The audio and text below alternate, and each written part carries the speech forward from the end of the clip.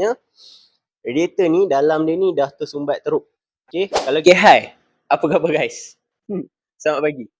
Anda semua sihat? Saya sihat. Okay, baik. Hari ni kita ada sebiji kereta Pro 2 kancil 660. Baik. Okay, apa masalah kereta ni? Baik, masalah kereta ni tak rumit. Okay, masalah dia ialah simple. Owner kereta ni dah sadai selama 2 tahun. Okay, owner tak pakai. Baik, so owner datang bawa towing kereta ni, datang jumpa kami. Dia suruh kami check tengok pasal dia nak guna semula kereta ni.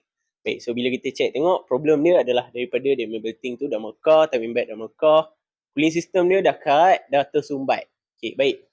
So, apa yang kita buat, kita suggest pada owner untuk ganti dia punya water pump. Okay, ganti water pump dia ni. Baik, ganti water pump, ganti timing belt. Okay, ganti radiator yang baru.